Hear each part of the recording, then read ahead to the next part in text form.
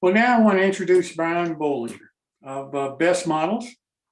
Brian is going to talk to us a little bit about his company and about the build along that he's going to be doing for our show starting the end of this month. And we're doing this a little differently because then in August, and it's August the 21st, on that show for the My Build that Chris Corse talked to you about a few minutes ago, we're going to have a part where the people that have built one of the models that Brian is going to be demonstrating how to build on the show can show it to us and share what they learned and show what they turned the model into that Brian showed you what was available to be done. So this is something that we haven't done before. We think that this is something that we're going to be doing more of in the future, but Brian's going to be our guinea pig, I guess you might say, on this part of it and see how it goes. So Brian, thanks so much for being here this evening and everything that you're doing for our show. We really do appreciate it. Thanks for the invitation, Jim. Can you hear us? Are we unmuted yet? Yes, sir. You're unmuted. We can hear you. So if you haven't met us before, or don't know who we are, I'm Brian. This is my wife, Jill. Hi. The way we kind of divide up our work is I try and do the development of the kits. And then once they're done, I write the instructions and she tries to keep the product in stock. Like a bunch of other guys, it's a hobby for us. We both have full-time jobs. So sometimes we fall behind a little bit in the model train stuff, but it's a lot of fun. So what I thought I would do tonight is maybe just give a little tour of our shop, kind of show you what we do. And then after that, or towards the end of that, I'll get to some of the models for the build along. And rather than have one model that everybody does and builds, I thought I'd give people a selection of models to pick from. And then I'll teach the techniques that I use for building the models. But that way, you're not stuck building a model that you can't use on your layout or whatever. It's because, I try to pick a different variety of a few different buildings you have to choose for the Jim Kello special, as we call it. So I'm going to turn the camera around. I work out of my garage. We don't have a shop. It's like a 2 or 3 car garage, and then it's our cellar. So there's a lot of stuff that's a mess. So I know some of the reactions we're going to get. If you're another manufacturer, you get it because you see little dioramas laying everywhere. You see buildings laying all over the place, and it's like no big deal because that's just part of it. But if you're like a guy who buys models and has a layout, you're like, why are those buildings in the corner getting dusty, or how come you're not using them? And they're like, why are they just laying everywhere, half finished? Like that's just kind of what it is when you're really busy and stuff's laying around. But so I'll start in our turn my camera around. Let's see. All right, so if you have any questions along the way, just feel free to shout out, or I don't know how you like interrupt the Zoom call, but so here we do our spin casting. We have the rubber molds. This is what a mold looks like. Oh, there's a little guy, even little figure, little man with a shovel. I don't know if you can see him. And the molds have cavities. So you put the mold into, well, this one's automatic. So slide the mold in here. All right, I'm not sure. Oh, there's a button. See, my wife does the casting. And I around, and you put the mold, the hot metal in the top. And as the mold is spinning, centrifugal force kind of pushes the parts out into the cavities. And almost as fast as you can spin them, I don't know, with about 20 or 30 seconds later, you can start pulling the pieces out and cutting them off. This is a second pot we have. So this pot is pewter. This pot is not. It contains more lead and stuff like that, but that's for like when we're doing car weights for Tichy, or there's a few other people we cast parts for, and they prefer a different, less expensive kind of metal because it's not stuff that's going to be handled. So we have like piles of molds there. We just have a bunch of stuff everywhere. Over here is our main laser. So it's a universal. I think it's like 12 by 32 inches or something like that. 18 by 32. Oh, 18 by 32. There's a Kern laser. We used to use that a lot. It started to not track too well, but it's a workhorse. It was water cooled. I'm just not mechanical. So at some point, I'm hoping to get that repaired. Because we cut a lot for ourselves and a few other people, there's our Northeast scale lumber pile. There's some more molds. There's our shelves of more molds. I'm not sure how many molds we have, but if I had to guess, I'd say we have somewhere between 800 and 1,000 molds. There's our shingle inventory. So if you buy like peel and stick shingles from us, we have them packed and ready to send out. Except for, oh, hey, you can help me. Organized. So yeah, then we can just grab stuff. We try and keep everything in stock all the time. So when somebody orders it, we can have it in the mail within a couple days.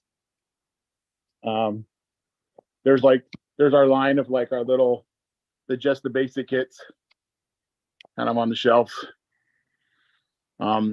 Recently, a couple months ago, some people might know, we picked up castings from New England Brownstone, Russ Green. So there's some of his stuff we're starting to sort through. Like there's some of the molds for the different pieces. So we kind of bought everything blind. I mean, I kind of had an idea of what he made, but we're kind of now really discovering what all we got. If you've been to shows and you've seen these are casting displays. So there's some of our castings. There's a few holes we need to catch up on. There's our rack of Viterro stains for people who have seen that. Again, we have a lot of like I just really need small dioramas for like box cover photos. And so I just got this bread rack and here's one I'm working on for, that's going to get edited and be used for 2 or 3 different things. But I just kind of saved them all in a rack so we can roll them out of the way or in the way or whatever. And, recycle them. Then we go out of the garage into the basement. There's these are castings that are like in bins. They haven't been in the individual packages yet. There's a couple buildings. There's just the basic kit. It's a schoolhouse. I don't have the patience to do shingles. So my wife does all the shit for me. This is we had a contest for some people to send in ideas for just the basics kit. So this is one from near North Conway, New Hampshire. So that's another contest winner. There's a bunch of our models built up. Some scenery supplies. Way down at the end, those are like everybody else's kits, like the George Celios and South River Marks, whatever. Then in the last row, there's the kits ready to go. There's a bunch of more like shelves and models built up. And I think that's about it. Let's see. Oops, wrong one. Brian, So there's a few more like just Brian, the small one. Brian, what you're showing looks much more than a small business. Well, it takes up a lot of space because we've been doing it for about 30 years. And I'm not smart enough to stop doing it when you don't make tons of money. I just like doing it. So it's an addiction. Yeah. We earn enough money to go to McDonald's, but, at the end of the month, but not to go out for steak. So yeah. We're still happy. So the kits. So here are the ones that we're offering for the like I said, the Jim Kello special. There's a crossing shanty. So if you get this, that will come with 2 of them in the kit. We got a little red shack. And if you're not familiar with just the basics kits, they come with the walls, the window doors and stuff like that, but they don't come with castings and they don't come with shingles typically. With the Jim Kello special, we're going to include shingles. And the idea behind these kits is a lot of guys have parts left over from other kits, or they kind of use them for kit bashing. So rather than make you pay for like gas station castings that you don't need, you just buy the gas station. There's a guy that took our gas station kit and turned it into a marina on a boat pier. And so a lot of guys kit bash these into other stuff. So you're not paying for what you don't use.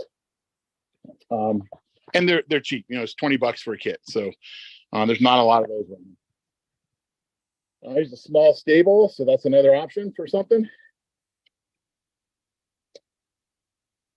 And we have now, this is a Anaconda shack that we're putting for the Jim Cullo special, but I'm showing both of them. There's like a board and batten version, and the clapboard one is what I'm doing just so I don't have to do a bunch, but I'm showing them to you because it's the same kit and you can build them however you want. You know, you can actually have two separate buildings if you want the little lean-to be a separate building, or you can attach them to the main building.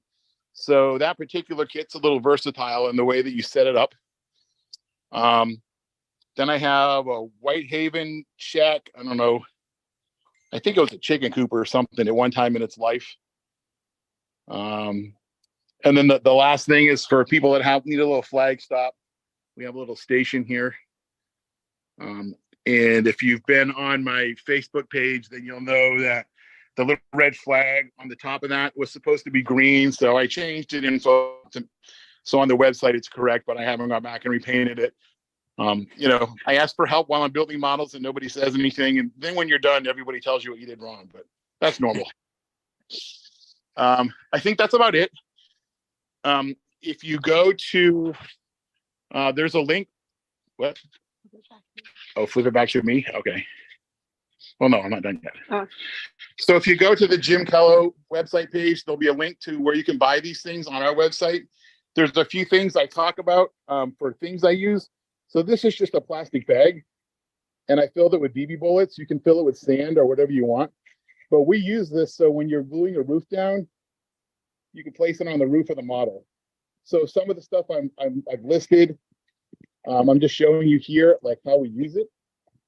When I use weathering chalks, I know some people like do it over a piece of newspaper, but I've just got to the point where I'm tired of cleaning up.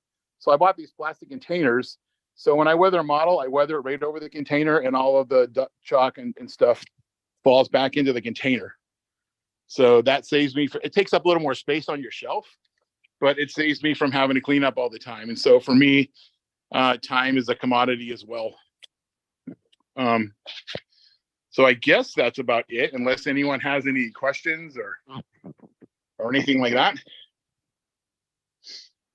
And I don't hear other people, so I don't know how to get questions. Brian, all of those spin molds that you showed us, how do you get those made? You have to send out to have them made, I guess. Do you submit the castings for them to make them from?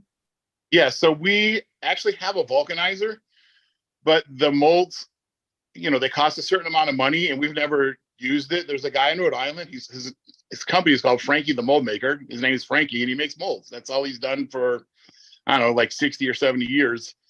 And he charges us a little bit more than it would cost us to do it. But this way, if something gets screwed up, he fixes it, rather than if I screw up, I have to start over. So I've never done it. I wouldn't say I can't. I just say I never had the need to. So we've printed, I think some of the best stuff we've done is we did a couple policemen, because we did a diorama for the Massachusetts State Police Academy Museum, and I needed HO policemen. And so I had a guy do some up in CAD work, and then I printed out brass masters from Shapeways. And even after we had the molds made and we cast them, you can see the little buttons down the guy's jacket and on his pocket. So it actually worked out really well. Hey, Brian, how do you make your Thanks. masters? Typically we try and get them out of metal if we can, because the process of making molds, the rubber gets vulcanized at about 1,000 degrees. So if you were to give me a plastic master, it would probably melt during the process and not make a good cavity. No, how do you make your masters? Oh, how do I make mine? Yeah. I have other people do the 3D stuff for me. I took a class in 3D, and then when the class was over, the program that we got for free expired, and then it was like $3,000 to buy it. And since I'm working with wood and other stuff, I just decided I'll be the guy that works with wood and a little bit with plaster. And like we have kits that are resin, but Sylvan Models in Canada, they do all our resin casting. I just kind of farm stuff out that I don't have time for. We also have like 2 daughters that are 10 and 11. So, I don't want to be in my garage all the time, at least not so they're graduated and out of the house. Well, Brian, I want to thank you so much for offering the variety of kits to everybody that you're offering. Really do appreciate it, and thank for you and your wife for being with us this evening, and look forward to the build along starting the end of this month. All right, thanks. We'll see you in a couple weeks. Thank you so much to both of you. Bye-bye. Bye.